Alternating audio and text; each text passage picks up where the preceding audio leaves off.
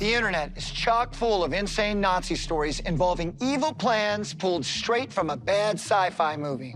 Like one conspiracy theory that claims Hitler's rocket scientists helped him build a secret base on the moon.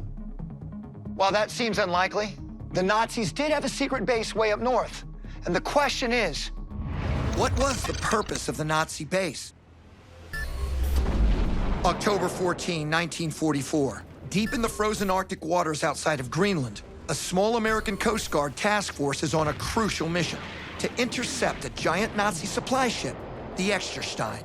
What we see here in this photo is when the United States successfully captures the Echterstein. And while this footage captures a triumphant moment for the good guys, the real question is, what was the supply ship supplying? Turns out, the Nazis had been establishing bases in Greenland since 1942, uncomfortably close to the US. The Nazis begin putting assets into Greenland, and they start building, basically, sort of these mysterious bases. Nobody really knows what they're for. But why Greenland? A land with limited population due to its seriously inhospitable terrain and weather. Did they know something about some long-lost secret treasure? Was this part of Hitler's goal to secure ancient artifacts? Or was there another explanation? The Nazis not only had bases up here in the Arctic, they were also thinking of building naval bases in other remote corners of the Earth. They even planted the Nazi flag all the way down in Antarctica, in an area known as New Swabia. But they never built anything there. Yeah, New Swabia conspiracy theories are still running rampant, too. Some people, including many flat earthers, believe that there are Nazis still there. But unlike those stories, these bases in Greenland actually were real. What were the Nazis looking for? Investigative journalist Tim McMillan lays out one theory. The Nazi interest in Greenland may have stemmed from disturbed Nazi leader Heinrich Himmler. He set off or commissioned numerous ventures for searching for both lost artifacts like the Ark of the Covenant, or in addition to proving what he believed, this theory that there was a lost race of Germanic people that inhabited Europe prior to the early part of the first century. Remember, the Nazis had no qualms about building bases anywhere they could. In fact, that was kind of the point.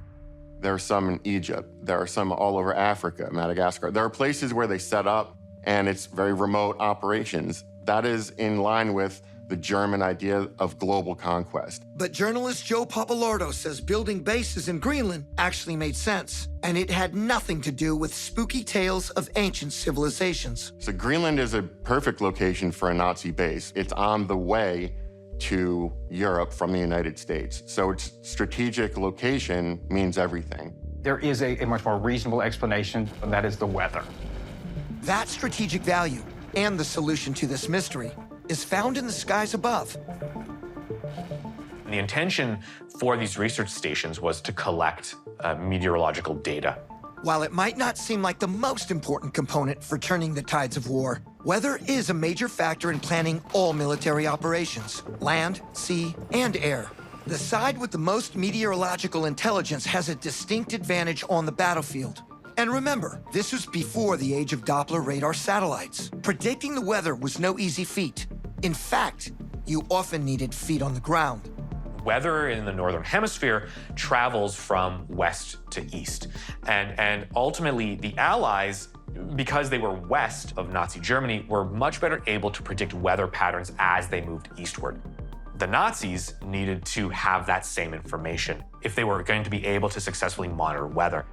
These bases primarily had small German teams of around a dozen, including a handful of Nazi officers backed by a larger group of enlisted men. The bases were packed full of measuring instruments and data recording equipment, but were low on firepower.